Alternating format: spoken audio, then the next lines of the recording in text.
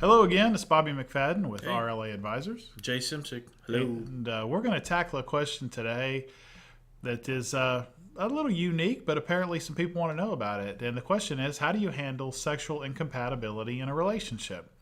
And what it boiled down to was, and this is the way the comment came in, I'm kinky and he's a little vanilla.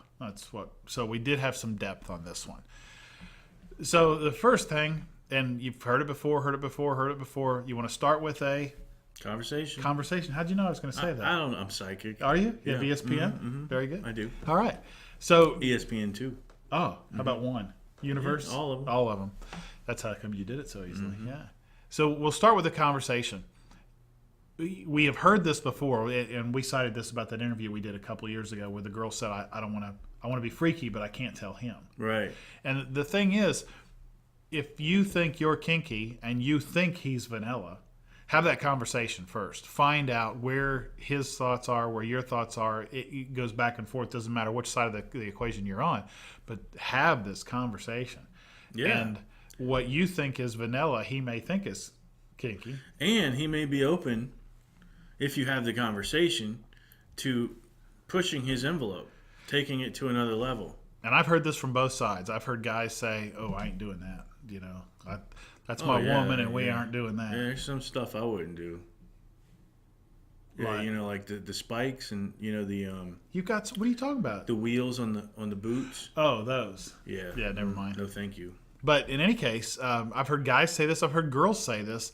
And what I find kind of interesting is I think the conversation would clear it all up, because I do believe, and it is my opinion, that this question, how do you handle sexual incompatibility with someone who's kinky versus someone who's vanilla, I think it's just a perspective issue. I think so too. We have our limitations on how sex should go based on how our lives have been experienced, right? Right. So if you had boyfriends or girlfriends who were there with you to experiment, your sexual prowess, or not prowess, but sexual variety may be a whole lot larger than other people.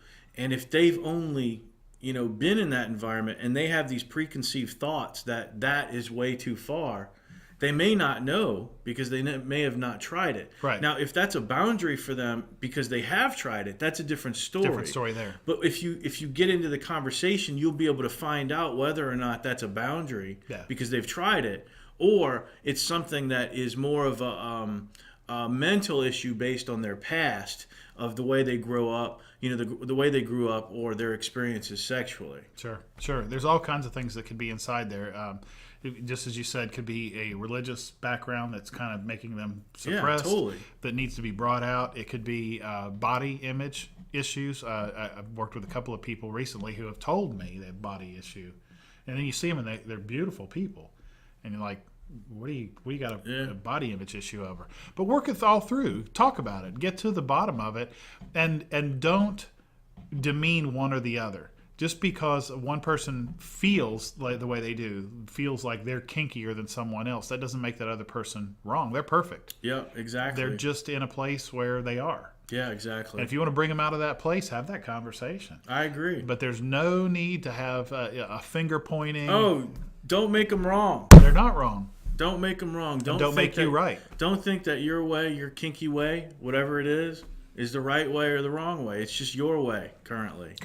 Yeah. And that'll change. It'll morph. If you want to put it in perspective, if you think you're the kinky one and you think your lover is not, consider that there's someone out there that's way more kinky than you are. Oh, yeah.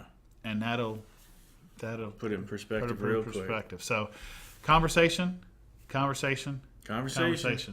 and leave us a comment. Let us know, what's out there for you. What is kinky? What's vanilla? What's the difference? And what makes it better or worse than something else. Absolutely. So that's it for this one. I'm Bobby McFadden. And I'm Jay Simsick. And we'll see you next time. Talk to you later. Bye now.